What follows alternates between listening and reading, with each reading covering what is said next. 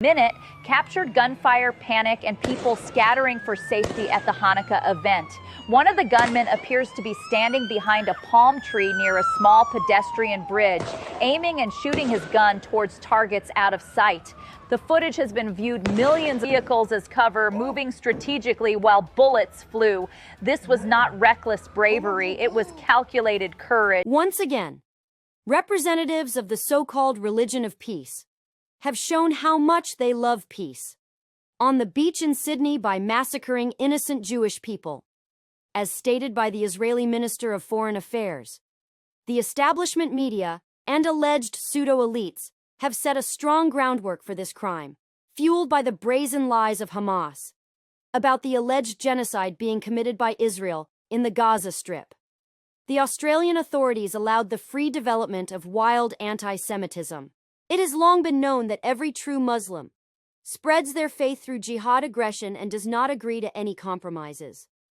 It's funny to watch how the mainstream media behaves. Manipulative balancing to prove to society that black is actually not black but white. They avoid like the plague in the description of incidents such words as terrorism, Muslim, Islam, anti-Semitism. While watching the films of this event, I noticed a strange fact. An unarmed man in a white shirt lunges at an armed terrorist and subdues him effortlessly. It is strange, however, that having the weapon in hand, they simply let the terrorist go. He should shoot him right away. This strange episode seems less strange if we state that this so-called hero is also a Muslim. It is important to remember that the representatives of this religion are very clever in confronting non-believers. Taqiyya applied in a very broad scope. In Magdeburg, Germany, a certain Muslim pretending to be a doctor claimed that he hates Muslims. Driven by hatred towards Muslims, he drove his car into a crowd of people at a Christmas market where there were no Muslims. Let's think. A Muslim easily overpowers a Muslim jihadist who, in accordance with his religion, murders Jews. There may be two versions of this episode. Perhaps some conscience and humanity awakened in the Muslim Australian shopkeeper. Perhaps he understood that, as a Muslim, he wouldn't have a life after something like that. Or perhaps this episode of the heroic shopkeeper is a theater for the naive and cynic. The terrorist fled because there was no ammunition left in the weapon taken from him. He was shot by Australian authorities because he had another weapon later. Muslim degenerates, a father and son, reportedly had 6 weapons.